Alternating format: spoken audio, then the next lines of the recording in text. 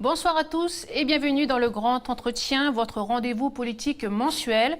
Alors ce soir, nous recevons Victor Tutugoro, deuxième vice-président de la province Nord et président de l'Union progressiste en Mélanésie, l'UPM. Vous êtes également signataire de l'accord de Nouméa et à ce titre, vous vous apprêtez à vous envoler pour Paris, où aura lieu dans quelques jours le comité des signataires. Victor Tutugoro, bonsoir. Bonsoir. Notre journaliste Mathieu Lebarbier vous a suivi lors d'une réunion avec le bureau de l'exécutif de la province Nord ou encore lors de votre déplacement au festival d'Anourou Amboro à Pointe-d'Imier. Nous verrons ces reportages au cours de cette émission. L'annonce de cet entretien a suscité de nombreuses questions, pas toujours tendres, sur notre page Facebook. Vous les avez lues? Pas vraiment. Pas vraiment. J'ai parcouru ceux de la semaine dernière, en tout cas. Vous allez pouvoir y répondre directement. Alors, 3 temps forts seront donc abordés avec vous. Les questions d'actualité avec ce comité des signataires. Il se tient dans un climat politique orageux. On le voit chez les non-indépendantistes comme chez les indépendantistes. Va-t-on voir un énième combat de personnes ou y aura-t-il réellement des avancées? Corps électoral, sécurité, préparation du jour d'après, nous verrons comment vous préparez ces questions. Il y aura également la rubrique Mon pays, où l'on verra à plus long terme, au-delà du prochain comité des signataires, en se projetant dans la Calédonie de l'après-2018. Et puis, pour finir, les questions qui fâchent, et l'on parle de la jeunesse kanak. Quelle est sa place? Un sujet qui nous a été imposé vu le nombre de questions envoyées à ce sujet par les internautes. Avant d'aborder ces points, on commence par votre portrait.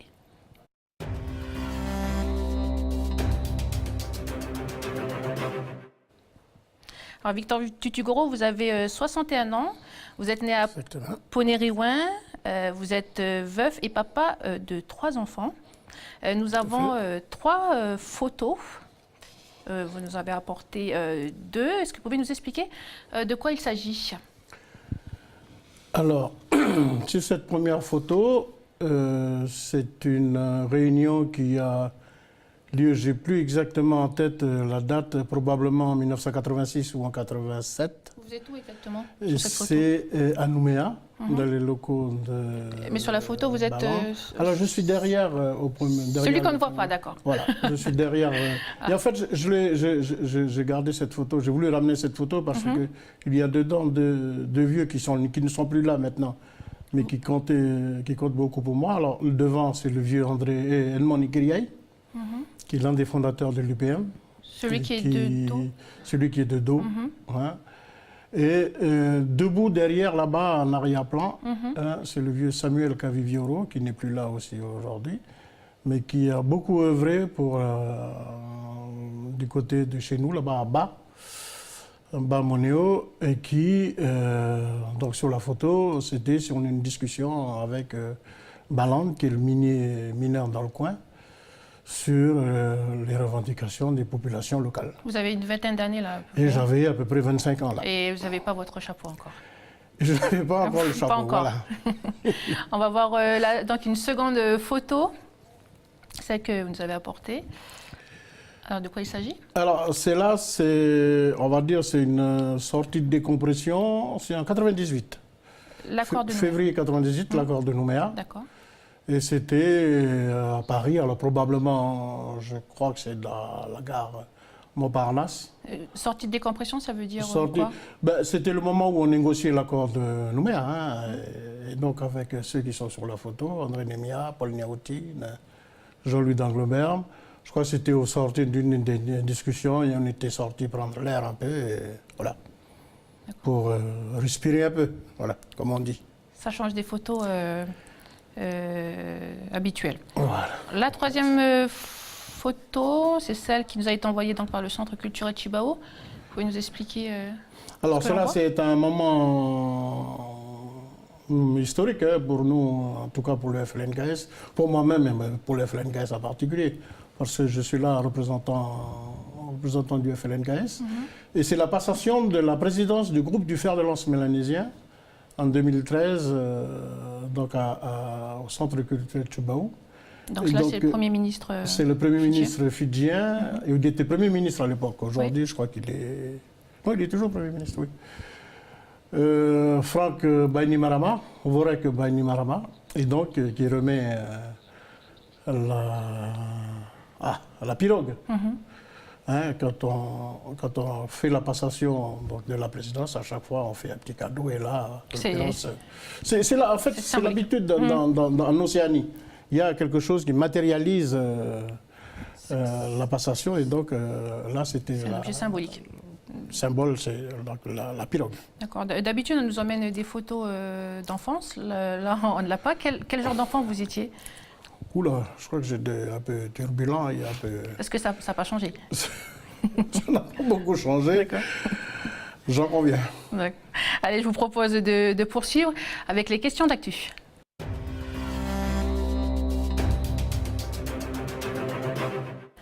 Alors la semaine prochaine aura lieu le comité des signataires. Vous partez d'ici alors que les tensions sont vives chez les non-indépendantistes, chez les indépendantistes et même entre les deux.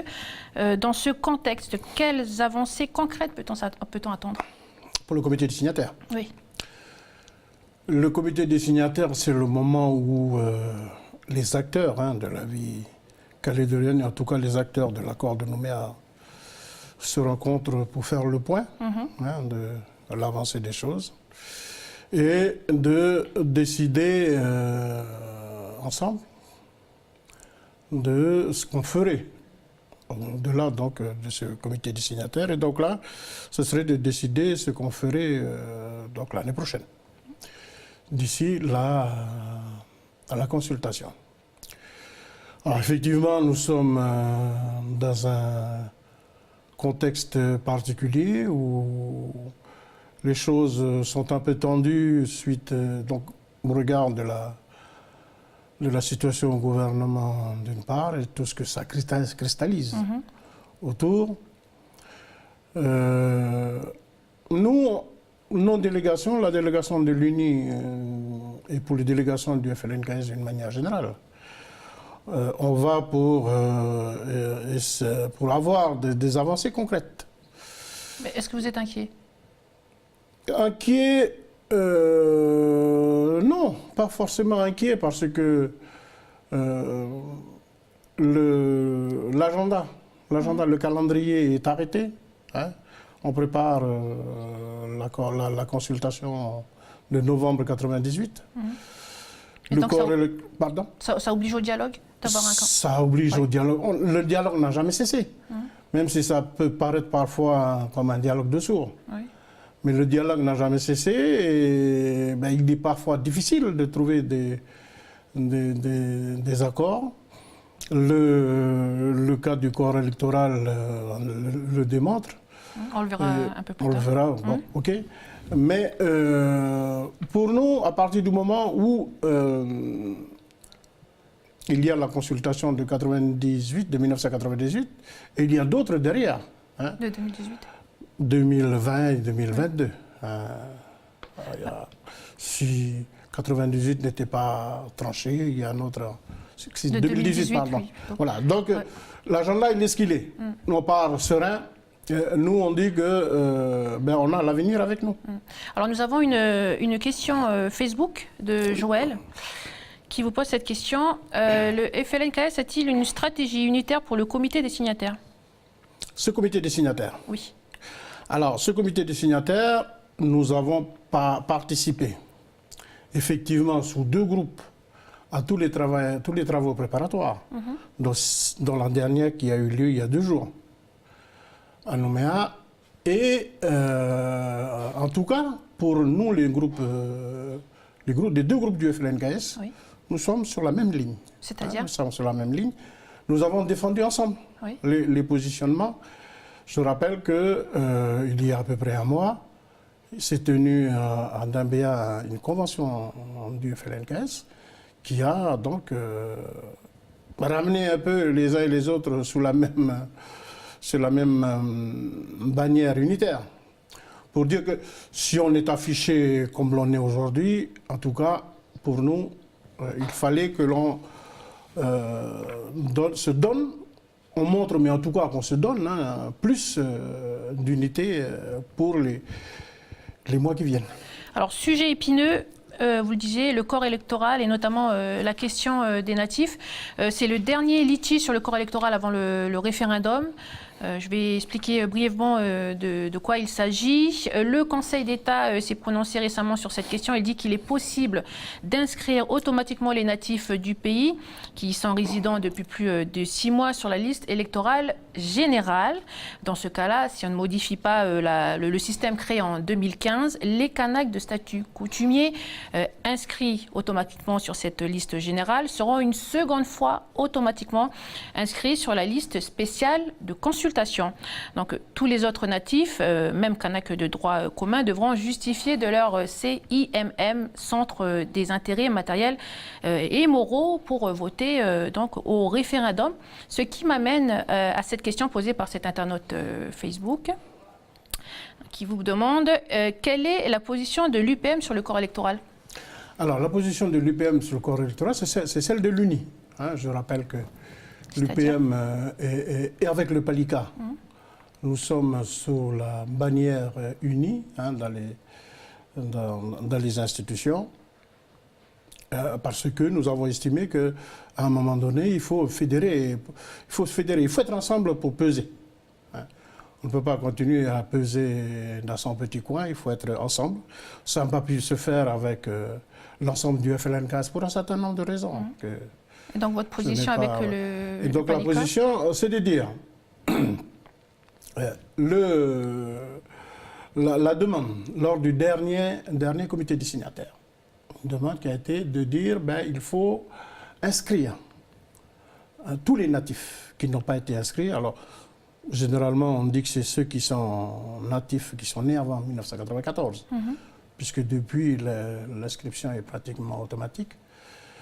Donc, pour être inscrit de manière automatique, alors je voudrais dire ici que le gouvernement, parce que c'était sous l'ancien gouvernement, le dernier comité signataire, c'était sous l'ancien gouvernement, le gouvernement depuis a joué le jeu, a préparé, il aurait pu dire ce n'est plus de mon ressort, puisqu'il y a des élections générales en France. Non, il a quand même joué le jeu, il a préparé le travail, et aujourd'hui, c'est ce qu'a rendu le Conseil d'État pour dire que si on veut être inscrit sur la liste de sortie, parce que c'est celle-là qui nous intéresse, c'est ceux qui vont se prononcer pour la sortie. Si on veut être inscrit sur cette liste de sortie, il faut être inscrit sur la liste générale. Et pour être inscrit sur la liste générale, automatiquement, il faut une modification de la loi. Bon. Nous, on a dit pourquoi pas. Vous appelez ça la liste de sortie? La liste de sortie, la liste de sortie de l'accord de Nouméa, la liste référendaire, celle qui va se prononcer en 2018. C'est celle-là qu'on appelle la liste de sortie. Donc il faut être inscrit sur la liste générale. Pour être inscrit sur la liste générale, il faut modifier la loi. On s'est dit pourquoi pas. Sauf qu'il y a une espèce de chantage qui nous est fait aujourd'hui à nous. Par qui? Ceux d'en face, du camp d'en face. Les non-indépendantistes. Les non-indépendantistes. Oui. Pour dire, OK, pour cette inscription automatique sur la liste générale, à condition que on inscrive également les non-Kanaks. Enfin, oui, qu'on inscrive automatiquement tous les natifs sur la liste de sortie. Ce qui est contraire à l'article 218 que vous venez d'indiquer. L'article 218 qui dit, pour participer à la consultation de sortie, celle de 2018 et le reste, il faut être soit de statut coutumier, soit, si on n'est pas de statut coutumier, il faut justifier des matériels moraux. Centre des matériels moraux. J'explique, parce que beaucoup ne comprennent pas pourquoi il n'y a que les Kanaks qui sont inscrits automatiquement les autres. Parce que nous sommes dans un processus de décolonisation. Et jusqu'à preuve du contraire, ici dans ce pays, ceux qui sont colonisés, ce sont les Kanaks. Donc vous n'êtes pas pour l'inscription automatique de tous les natifs? Là, non, puisqu'il y a le 218. D'accord pour faire les recours ou les réformes qu'on peut. Et nous disons, moi je le dis en particulier, à condition de ne pas contourner l'article 218. Il y a des échanges qui ont lieu en ce moment sur le sujet au Sarria avec Thierry Lataste, le haut-commissaire. Est-ce que vous allez trouver un accord avec la droite?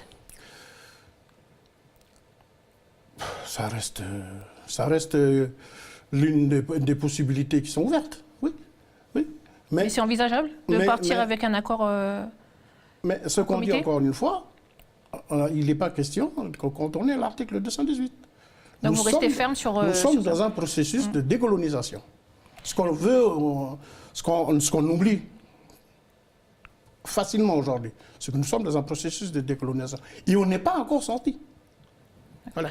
Alors, un autre point qui sera évoqué, c'est la sécurité autour de ce référendum. Concrètement, ça veut dire quoi? C'est un vote sous haute surveillance? Vous pensez vraiment que ça puisse déraper? Vous faites référence à l'ONU? Oui, vous dites ça autour de la sécurité, parce qu'on parle de sécurité autour de ce vote.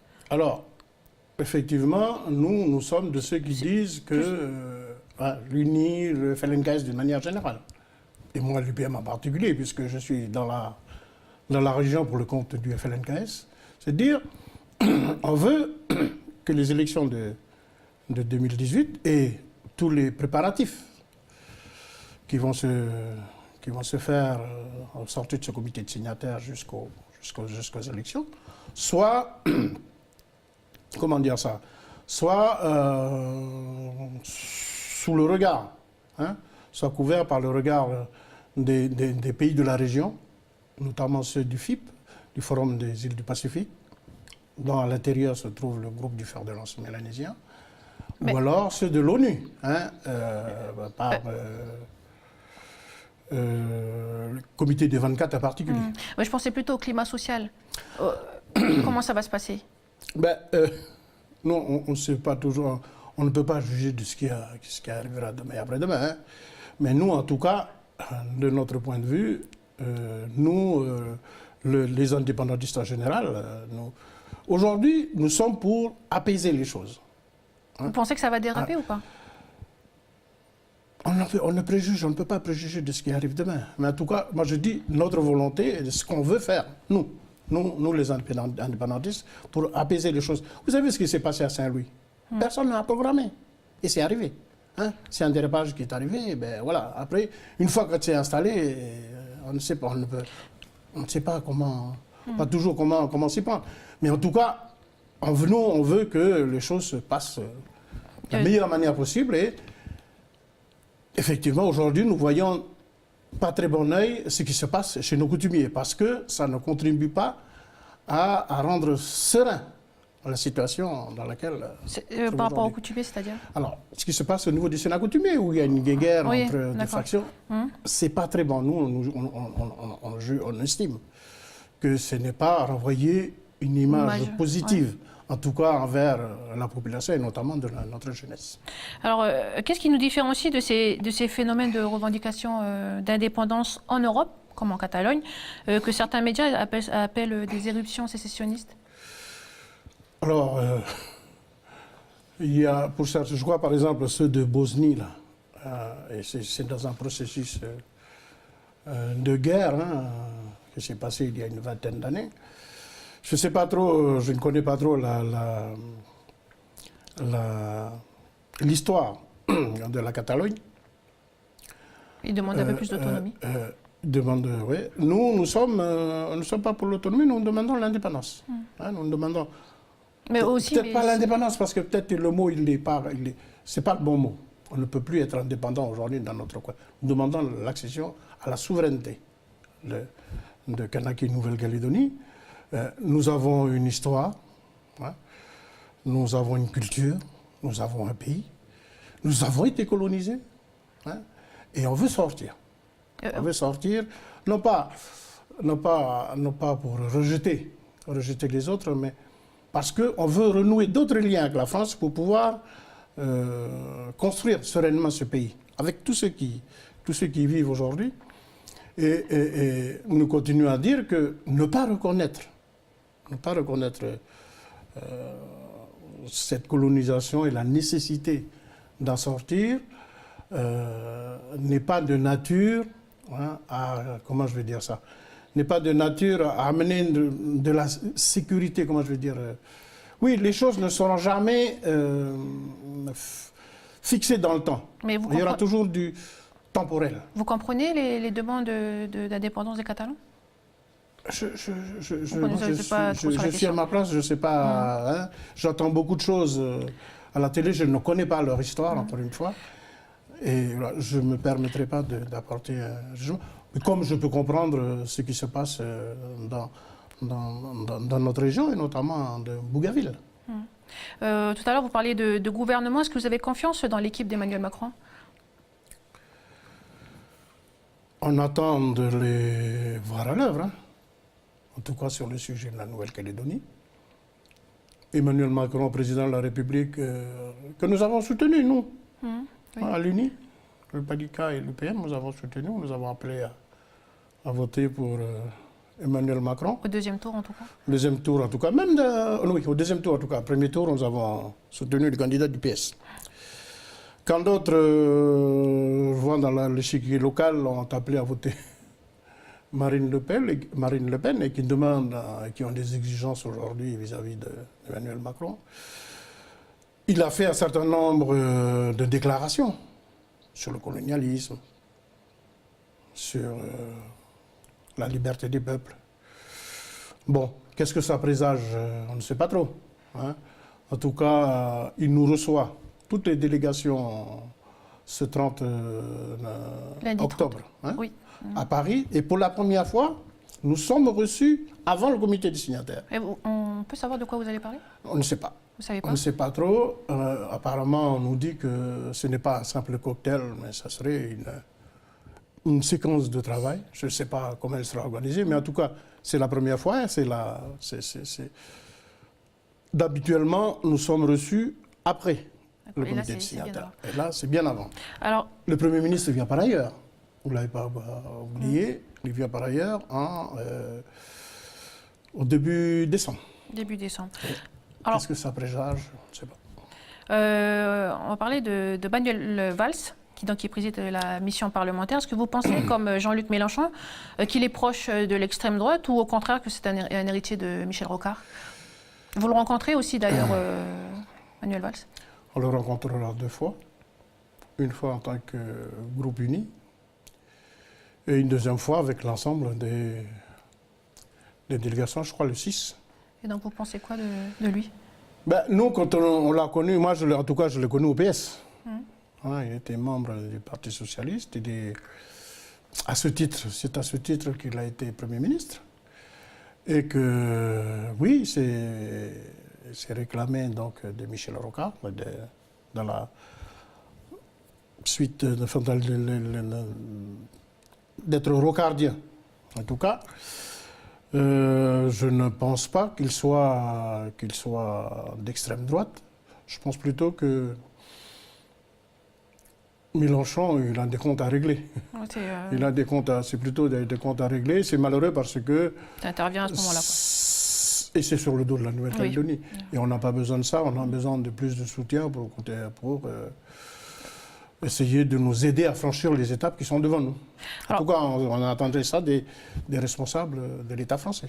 Autre sujet polémique, la question qui sera posée l'année prochaine, ce sujet ne sera pas à l'ordre du jour de ce comité, mais sûrement au comité suivant, annoncé pour avril-mai 2018, il me semble. Pour vous, comment doit-elle être formulée, cette question? En tout cas, l'accord de Nouméa dit que la sortie doit se faire à 3 niveaux. Le transfert des compétences régaliennes, les 5 qui restent aujourd'hui, l'accession à un statut international et la transformation de la citoyenneté en nationalité. Voilà ce que dit l'accord. Et le transfert, donc répondre oui à ces 3 questions équivaut à l'accession à la pleine souveraineté. Du coup, la bonne question, c'est quoi?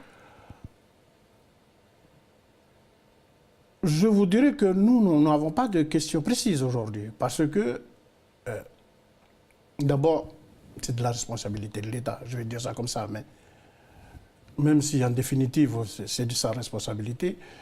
Moi, je vais dire autrement les choses. Nous, le groupe uni, on plaide pour que à la question soit adossé un package. C'est-à-dire? Qui dit répondre oui à l'accession à la pleine souveraineté, voilà comment le pays va être composé, comment le pays sera structuré, comment le pays est organisé. Mais ça, c'est dans votre programme, c'est pas la question en elle-même, ça? Alors, je dis ce que nous pensons, nous. Nous voulons que... nous disons différemment. Nous disons aujourd'hui, par exemple, notre manière de dire, c'est... on fait comment on veut dire ça? Je ne trouve pas le terme. Si vous voulez, à la question qui s'est posée, on veut l'accession donc à la pleine souveraineté avec indépendance, je trouve pas le mot, association. Oui. Qu'est-ce qu'on met dans l'association? Qu'est-ce qu'on met dans l'association? Donc en fait... Et donc on plaide pour que, oui, l'accession à la souveraineté soit adossé le package qui dit comment elle est cette association avec la France, puisque c'est notre puissance de tutelle. Donc là, vous ouvrez la porte à une indépendance association. On ne parle plus d'indépendance de la Nouvelle-Calédonie, mais d'indépendance association. Nous avons toujours dit que, je vous ai dit en début d'émission, que l'indépendance totale aujourd'hui n'existe plus, parce que nous sommes dans un monde interrelationnel. Jean-Marie Tjibaou a dit par ailleurs que de son époque, il disait l'indépendance demain, c'est de pouvoir négocier ses interdépendances. C'est pour ça qu'on parle aujourd'hui de souveraineté. On est souverain, on est souverain pour pouvoir négocier nos dépendances avec les autres par le biais du commerce, par le biais d'un certain nombre de choses. D'accord, on ne parle plus d'indépendance tout court, mais une indépendance avec... tout court. D'accord. Justement, après la réaction de cette fameuse question, le Congrès a jusqu'en mai pour voter au 3/5e, donc pour fixer la date de ce référendum. Sinon, c'est l'État qui va l'organiser d'office. Oui. En tant qu'indépendantiste, pensez-vous que c'est aux élus locaux d'organiser ce référendum ou bien à l'État? En tout cas, si les élus locaux auraient pu le faire, ils l'auraient fait déjà. Si on ne l'a pas fait jusque-là, c'est qu'on ne s'est pas entendu. Et que, effectivement, il faut se rendre à l'évidence que on va arriver au mois de mai demain et on ne sera toujours pas mis d'accord sur un certain nombre de choses. Je vous ai parlé des réunions préparatoires. Oui. C'est l'État qui va... Je pense que c'est l'État. Je pense que c'est l'État qui va le fixer, même si...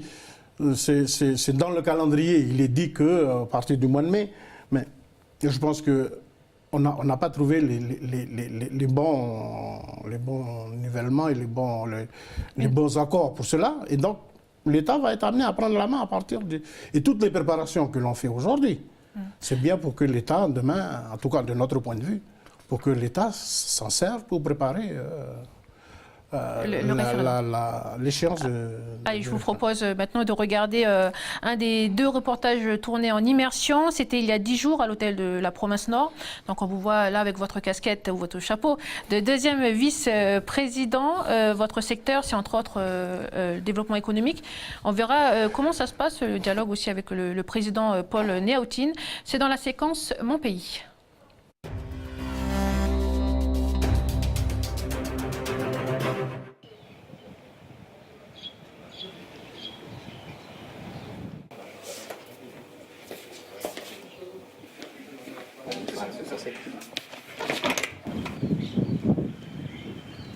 Bon, ben voilà, on vient de terminer la commission des finances, après 2 heures de débat.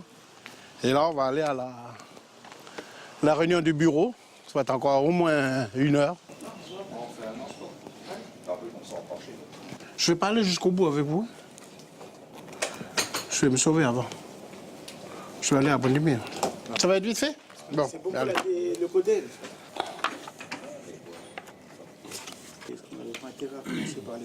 Allez. Comme ça, je m'en vais.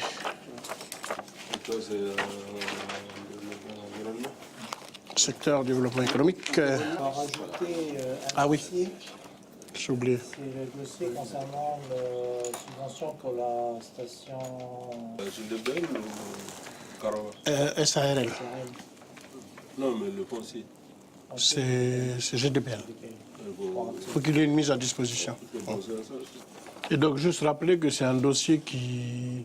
Bon, il a un peu traîné parce qu'on l'a réduit de moitié. Il était beaucoup plus important avant, à hauteur de 200 et quelques. Et donc, suivant les études de première estimation, on a retravaillé pour baisser un peu de moitié le dossier. Donc, voilà. L'étude préalable là, va englober déjà toutes les études à faire, hein, études de sol, géologie, parce que là on est en bord de rivière aussi, études d'impact environnemental.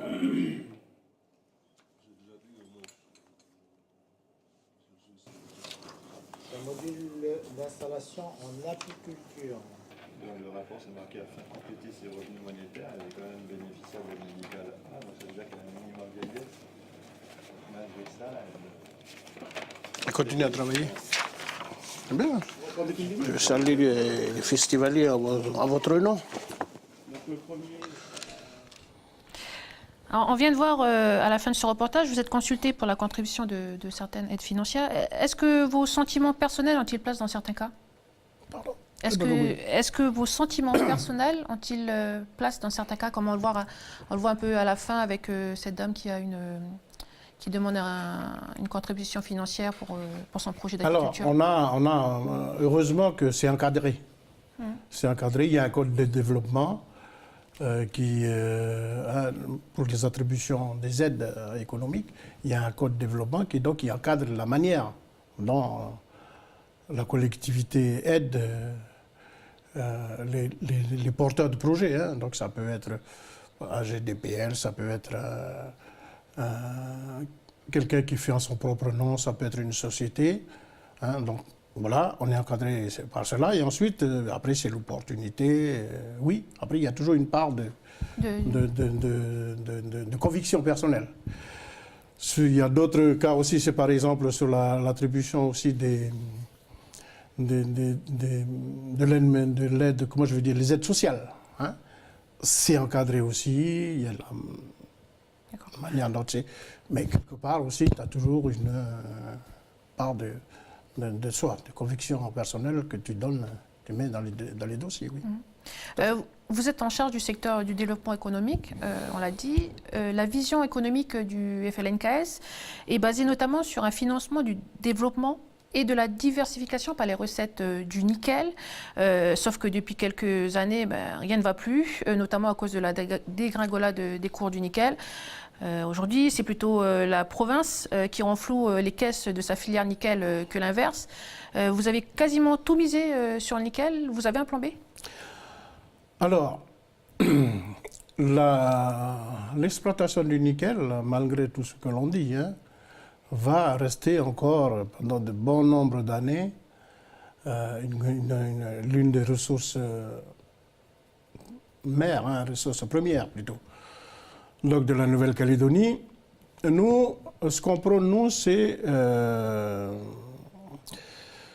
que la Nouvelle-Calédonie puisse maîtriser ses ressources d'une manière générale.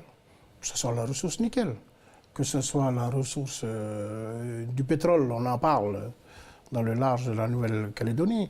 Dans les îles, on parle du santal, mais où on parle encore des biches de mer et des coquilles Saint-Jacques, par exemple. Tout ça, ce sont les ressources de la Nouvelle-Calédonie. Et nous disons qu'on est pratiquement l'un des seuls pays où les gens peuvent venir et puis exploiter, prendre la ressource naturelle et puis faire leur business avec. Dans d'autres pays au monde, pour accéder à la ressource, il y a une taxe à payer, hein, en tout cas un financement à faire pour ce pays. Hein. Et donc c'est pour ça que je dis que, d'une manière générale, la ressource de la Nouvelle-Calédonie doit maîtriser sa ressource. Ensuite, il faut qu'elle valorise localement. Hein, localement, soit par exemple par le nickel, le valoriser dans des usines de transformation locales, et ensuite mettre en place aussi des outils pour valoriser. Hein. Et donc, Oui, depuis des années, nous avons, à côté, à partir de la ressource nickel, financé ce qu'on appelle la diversification. C'est par exemple les holoturies. Les holoturies, c'est les biches de mer. Biche de mer. C'est par exemple la coquille Saint-Jacques. C'est par exemple les crevettes. Hein. C'est par exemple les porcs. Ce sont tout un certain nombre de projets ou d'activités que nous avons mis, nous, en place en province Nord, à partir des bénéfices de la ressource nickel. Et pour répondre justement à ce que vous dites sur la situation complètement dégradée du nickel aujourd'hui, depuis des années déjà, nous disons qu'il faut mettre en place un fonds souverain dans lequel on abonde, la Nouvelle-Calédonie abonde par le biais de ses provinces ou par le biais de la collectivité Nouvelle-Calédonie elle-même, pendant les périodes fastes qu'on abonde, pour qu'elle puisse nous servir justement dans des périodes où l'on se trouve aujourd'hui. Vous ne parlez pas de l'hôtellerie ou du tourisme qui va mal? Alors, effectivement, oui, j'ai oublié. L'hôtellerie, c'est aussi, ça a été mis en place aussi à partir donc, des bénéfices générés par la ressource nickel. Effectivement. Dans le livret qui présente le projet du FLNKS pour une Kanaki Nouvelle-Calédonie souveraine, il y a plusieurs chapitres intéressants, mais il en manque un, celui du financement de l'indépendance. Le FLNKS est assez flou sur la question. Donc je vais vous poser des questions simples sur le sujet. Où allez-vous trouver les 150 milliards que la France verse chaque année à la Nouvelle-Calédonie? D'accord. Alors, nous disons déjà que la Nouvelle-Calédonie, elle finance déjà un certain nombre de ses besoins. Ensuite, quand on regarde bien l'exécution, ou en tout cas la mise en place de ces financements, on s'aperçoit que l'argent, il n'est pas toujours, comment je vais dire ça, utilisé de la meilleure façon possible. Hein. Il y a des économies à faire, mais c'est vrai que ça ne financera pas les 150 millions. Alors, 150 milliards. Ensuite, nous disons, c'est un peu ce que je vous ai dit au début. Les 150 milliards, c'est pour faire quoi? Hein? C'est pour utiliser à exercer quelles compétences? Quelle chose? Hein? Et il faut regarder, et si on a besoin, si on a besoin vraiment, est-ce qu'on a besoin, dans quel ordre on a besoin de l'exercice de ces compétences? Il faut déjà être d'accord sur ça. Et ensuite, moi ce que je dis, c'est ce que dit le FLNKS, d'une manière générale. Les présidents de la République française qui se sont succédés, que ce soit Chirac hier, que ce soit, comment il s'appelle l'autre président Sarkozy. Avant Sarkozy, que ce soit Hollande. Et Macron le dit aussi aujourd'hui. Il dit, mais la Nouvelle-Calédonie, décidez de ce que vous voulez devenir. La France, de toute façon, sera toujours là pour vous accompagner. Mais ces accords ne seront pas éternels, Monsieur Titgourou. Mais est-ce que l'appartenance à la France elle est éternelle ou pas? Alors, c'est ce qu'on dit, nous, c'est que, puisque la France, elle est prête à nous accompagner, mais justement, quels sont les besoins de financement que nous avons? Pour quel type de compétences? Pour la surveillance aérienne? Pour la justice? Pour le commerce extérieur? Je ne sais pas quelles compétences. Mais mettons-le dans ce partenariat avec la France. Mettons-le dans le partenariat, puisque la France est prête à nous accompagner. Mettons-le en partenariat, le temps que l'on suffise qu'on arrive à se suffire nous-mêmes. Mettons-le dans ce partenariat, puisque la France est d'accord. D'accord, on va parler de justice de défense un peu à la dernière partie de cette émission. Donc, on va poursuivre avec le second reportage tourné à l'ouverture du festival du cinéma des peuples Anuru Amboro à Poindimié. Donc on sort du monde politique institutionnel pour entrer dans un monde de la coutume et surtout on va découvrir une de vos passions. Un reportage de Mathieu Le Barbier.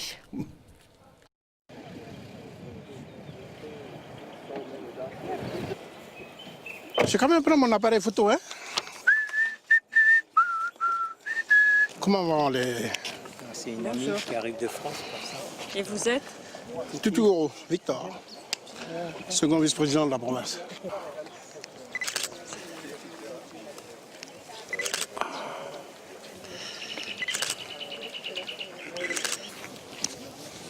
Ça va, René? C'est ceux qui sont rentrés là. Nous, c'est la province. C'est la même avec ça? Attends, je Non. vais chercher C'est la même AFOL, d'accord. On attend encore? Le suivant. Donc, le deuxième geste, c'est le geste de la province Nord. Hein. Nous sommes représentés par le deuxième vice-président. Le président s'excuse, il ne pouvait pas être avec nous. Donc le vice-président est là pour le représenter et supporter le discours d'ouverture tout à l'heure. Anguille. Hey. Olé.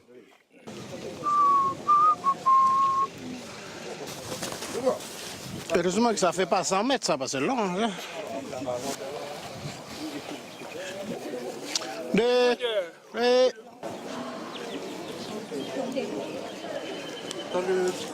C'est moi qui attends le discours. Ouais. C'est mieux. Ça, on n'a pas à tripoter tout le temps. Au nom du président de la province Nord et de son assemblée, je voudrais vous saluer et souhaiter la bienvenue à nos amis étrangers à cette 11e édition du Festival international du cinéma des peuples dit Anoulou Ambolo, ici à Baye, en Penduimia, en Kanaki, Nouvelle-Calédonie. C'est une passion, la photo? Oui, oui. C'est une passion qui remonte très loin. Et j'ai perdu beaucoup de photos déjà. Mais oui, c'est une passion et je dois avoir, je ne sais plus combien, mais dans mes stockages numériques aujourd'hui, parce qu'on a cette chance-là, Dans les ordi. effectivement, on doit avoir peut-être 20 000 ou 30 000 photos. Oui. Ah oui, quand même. On l'a vu, vous étiez à Poigny après une matinée de réunion à Koné. Vous attendez tranquillement, en sifflotant, on voit le temps passe, et très calmement.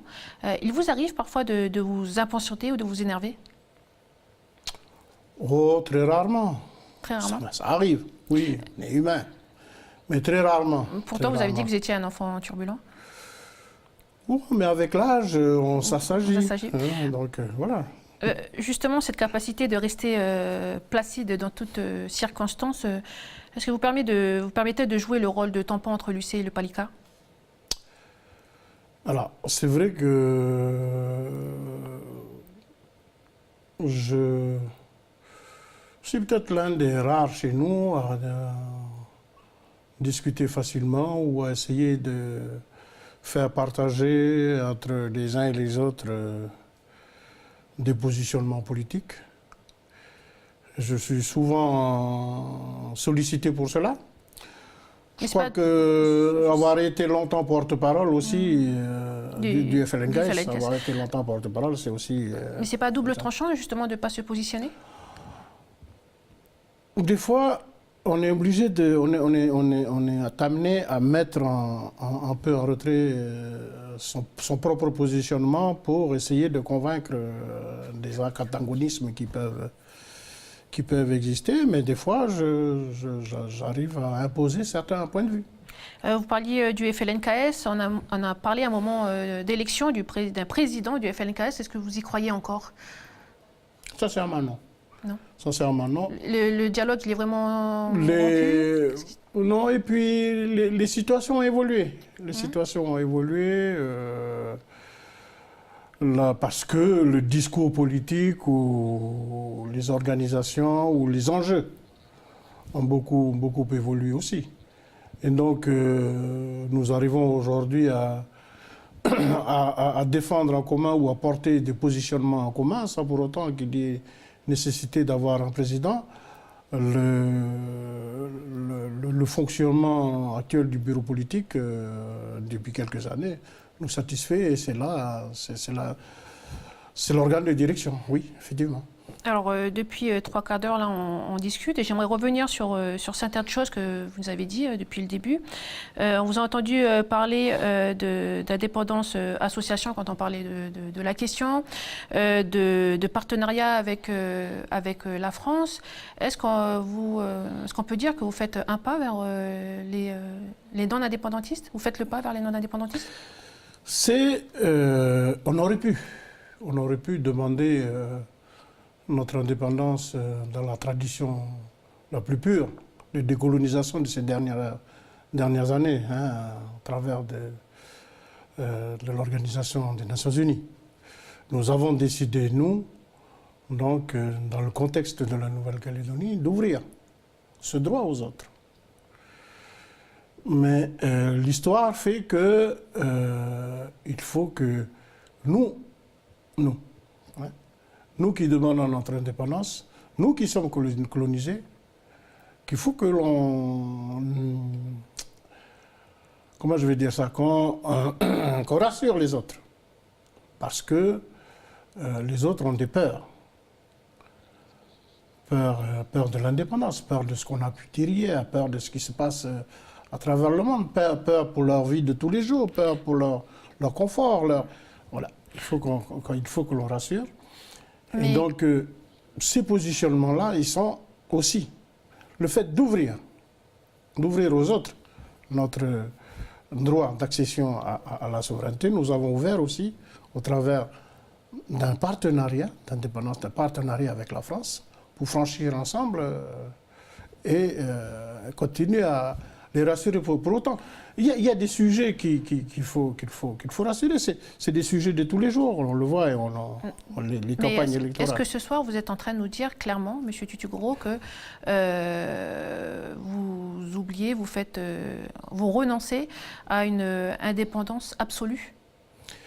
Moi, je vous dis que nous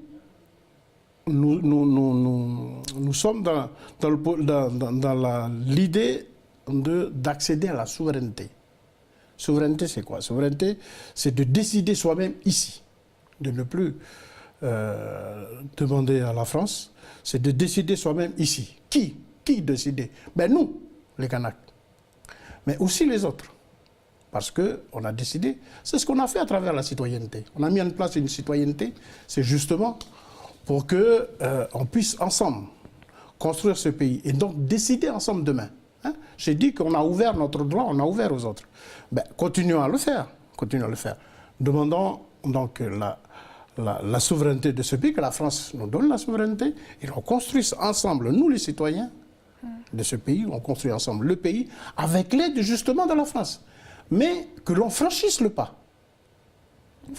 2018, c'est... Il faut qu'on accède à l'indépendance. Hein? L'indépendance, c'est un statut. Qu'on accède à l'indépendance et ensuite, cette indépendance, on le partage avec les autres. D'accord. Hein? Voilà.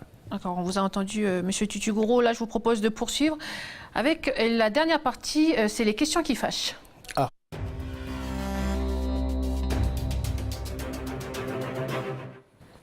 Je le disais dans le sommaire de cette émission, le thème de la jeunesse est ressorti de nombreuses fois à travers les questions des internautes. Et voici une posée par Didier Kanaki. Où sont les jeunes de l'UPM et sont-ils en mesure d'expliquer le projet du FLNKS? Alors, c'est vrai que nous avons du mal, nous, en interne à l'UPM, donc de construire comment je vais dire ça, construire une grande organisation de nos jeunes. Il y a une organisation en province nord, il y a d'autres organisations en province sud.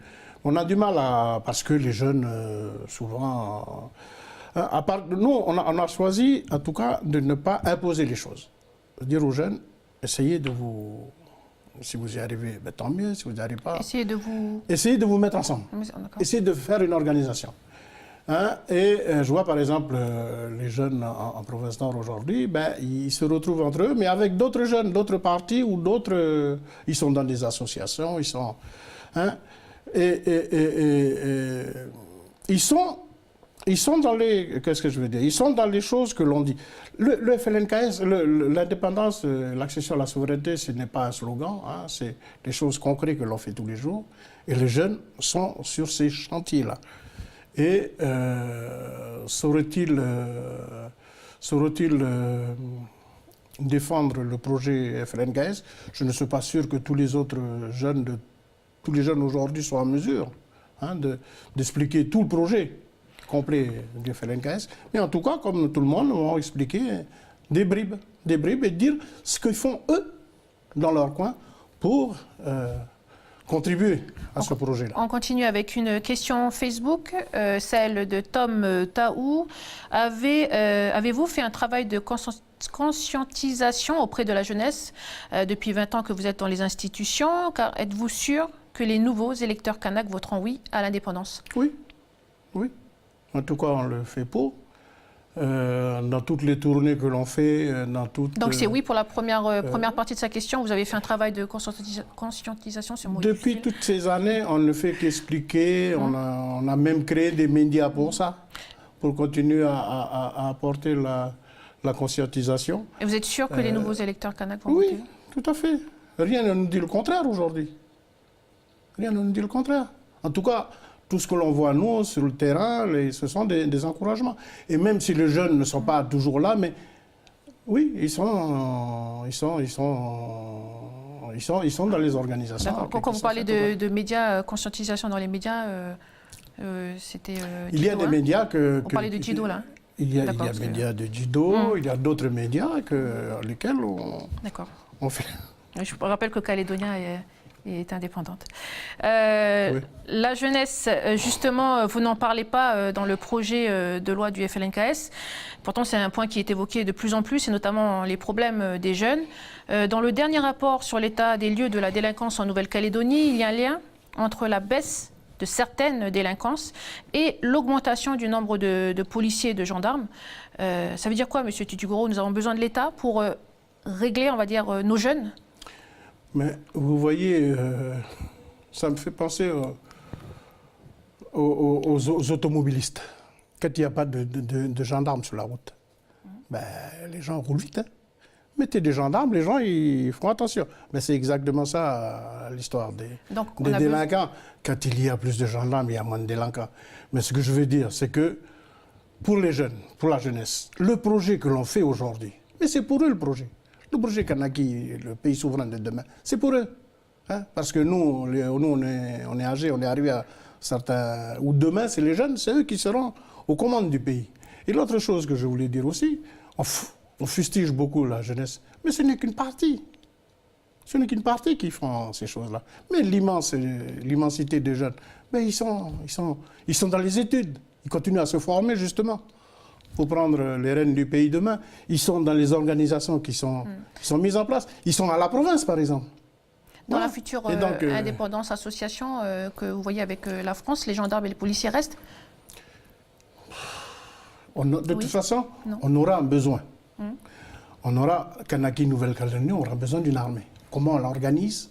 Est-ce qu'on le fait à partir de nous tout seuls ou on fait une association avec la France ou les puissances... je rappelle que l'Australie, par exemple, est à l'OTAN aussi, comme la France.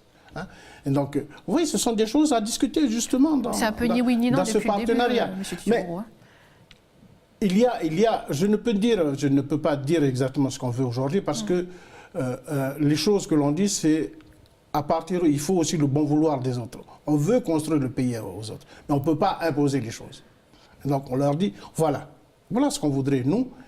Qu'est-ce que vous apporterez comme réflexion dans une organisation de ce genre? Ma dernière question, toujours dans le rapport sur l'état de la délinquance, 2 chiffres sont au rouge, hein, c'est la délinquance des mineurs, mise en cause des mineurs, et les violences conjugales. Les 2 problèmes sont intimement liés. Il y a un vrai souci de politique de la famille, d'aide aux familles en Nouvelle-Calédonie. Qu'est-ce que vous proposez sur ces enjeux sociétaux? Effectivement, on voit que l'alcool, quand même, est beaucoup responsable de ces fléaux. L'alcool et le cannabis. Alors, il y a, je vois par exemple la province Nord, les femmes s'organisent beaucoup. Hein.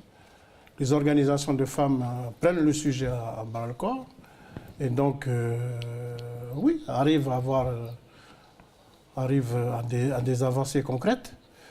Mais je pense qu'il y a encore beaucoup à faire, et notamment à l'éducation. Il faut faire en sorte que la consommation d'alcool, la vente d'alcool, elle soit plus stricte, hein, plus encadrée, qu'on n'assiste plus à des soulographies que l'on voit dans des mariages, dans des organisations de ce genre. C'est coutumier un peu plus. Oui. Mais tout est prétexte à des soulographies aujourd'hui. Malheureusement, c'est ça aussi qu'il faut lutter. Il faut aussi que nos coutumiers s'y mettent aussi. Mais je crois beaucoup que c'est beaucoup un travail d'éducation à faire auprès de nos enfants, auprès de la jeunesse, pour pouvoir donc arriver à que ces choses-là ne se reproduisent le moins possible. Alors voilà, on arrive au terme de cette émission. Ce qu'on peut retenir, Monsieur Tutugro, c'est que vous ouvrez la porte à une idée d'indépendance association avec la France. Vous confirmez? Partenariat, partenariat indépendance en partenariat avec la France ou avec, avec la France, parce que ce que je disais tout à l'heure, l'indépendance, c'est renouer d'autres liens avec la France, ne plus rester sur des liens coloniaux, mais nouer d'autres relations, d'autres liens. D'accord, donc toujours ni oui ni non, mais on reste sur cette idée. Merci Victor Tutugro d'avoir accepté notre invitation. Merci. Je vous souhaite un bon comité des signataires. D'ailleurs, on suivra de près sur Calédonia. Merci à vous de nous avoir suivis. Excellente soirée.